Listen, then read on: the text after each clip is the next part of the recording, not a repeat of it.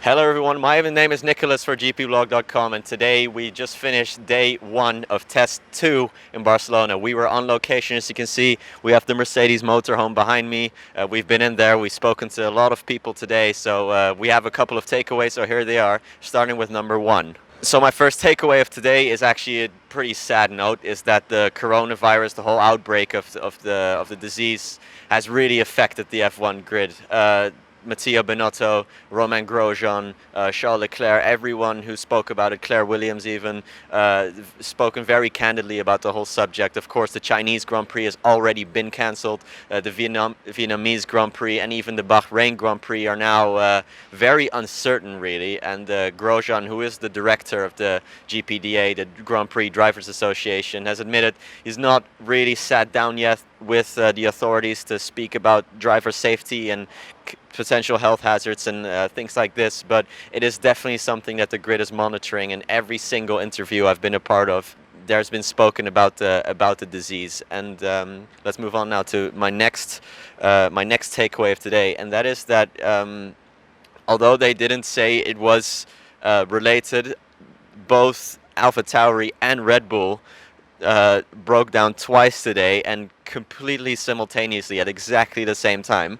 And although the first time it happened, Pierre Gasly had a loose pipe and Alex Albon had rear suspension issues, he told us. But it is it's hard to not be a little bit suspicious about it all. It could be Honda related, especially as 4 minutes before the end of today's running, both Max Verstappen and Danny Kvyat both ground to a halt on track at exactly the same time as well. And Kvyat told me that it had nothing to do with the car. He was just told to pull over because something had shown up in the data. And Verstappen said as well that they are not sure what it is yet, but it's not the engine. But I don't know, I'm taking that with a pinch of salt because I do think it has to be a little bit Honda related. My next takeaway is Sebastian Vettel. He called a press conference today alongside Mattia Binotto. A lot of people thought he would, including myself really, thought that he would either announce a contract renewal since his current deal is up at the end of this season, or he would even announce his retirement at the end of the season. But none of that happened. He quite cleverly deflected every single question regarding both things, but regarding both his love of the sport and regarding a potential deal that's struck between him and Ferrari. Mattia Binotto said that Vettel will be Ferrari's #1 option next to Leclerc after the 2020 season. And Vettel, interestingly to me, when I was there, what didn't really say it back. He was more like, well, I'll keep my options open and I want to win championships. But he didn't necessarily say he wanted to do that with Ferrari. So that was a bit of an interesting one to me.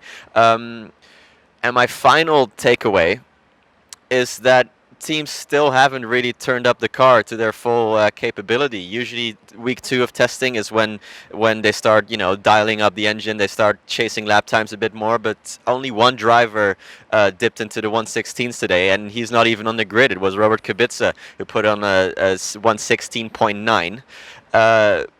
So we're just left in the dark even more than in week 1, because we just don't know where each team is respective to each other.